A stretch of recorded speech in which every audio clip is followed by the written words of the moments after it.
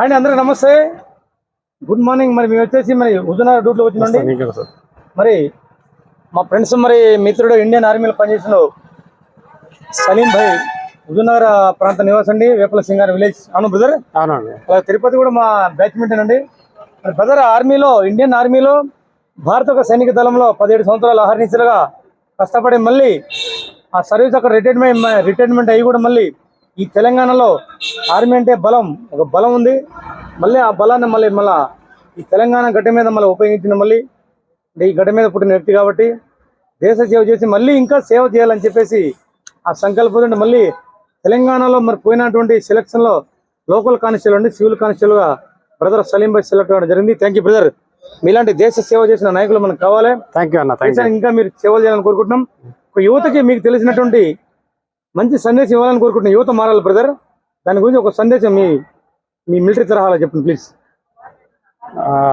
Friends, ముఖ్యంగా చెప్పేది ఏంటంటే ఇప్పుడున్న పబ్లిక్ పిల్లలు ఎవరైనా ఎంగేజ్లో ఏం చేస్తారంటే బాగా బెట్టింగ్లకు పాల్పడుతున్నారు. బెట్టింగ్లు అంటే ఇప్పుడు పేకాటలు ఆడడము, ఆన్లైన్ గేమింగ్.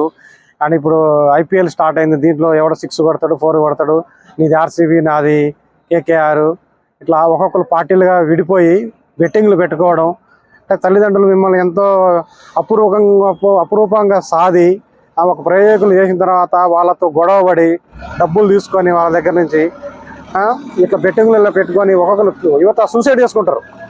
ఎందుకంటే మీకు ముఖ్యంగా అవేర్నెస్ లేక, ఎందుకంటే పిల్లలకి చెప్పేటోళ్ళు లేరు. వాళ్ళు రేపు చెప్పినా కానీ నువ్వు చెప్పేది ఏంది నాకు, నేను చెప్పేది ఏంది అన్నట్టు అయిపోయింది.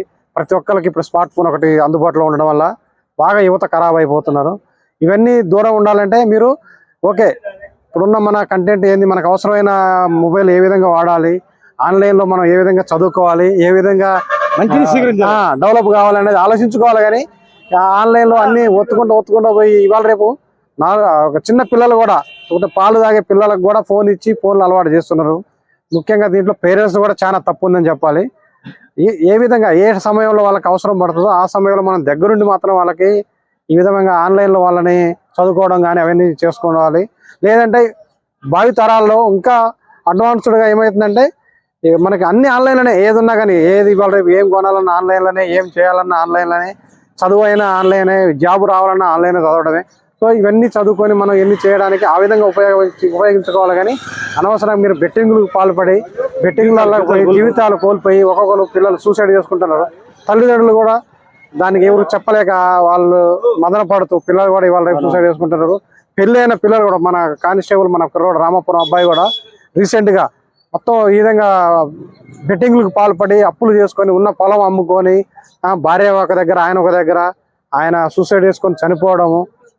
ఎవరికి ప్రయోజనం చెప్పండి? ఆయనకి 2 ఆడపిల్లలు, వాళ్ళ భవిష్యత్తు ఏం కావాలి? ఒక మెచ్యూరిటీ అయిన ఒక కానిస్టేబుల్ ఉద్యోగం చేస్తూ కూడా ఆయన ఈ విధంగా తన ప్రాణాలు కోల్పోవడం జరిగింది. తన వల్ల ఫ్యామిలీ, పిల్లలు ఎట్లా సఫర్ అవుతారు ఒక ఎగ్జాంపుల్ చెబుతాను. ఎందుకంటే మీరు ఫ్యూచర్లో మంచి డెవలప్ అవ్వాలి, మంచి ప్రయోజకులు అయ్యి ఒక ఉద్యోగం సంపాదించి మంచి భార్య, మంచి ఫ్యామిలీతో మంచి లైఫ్ మంచి లీడ్ చేయాలంటే మీరు బెట్టింగ్లు మానుకోవాలి.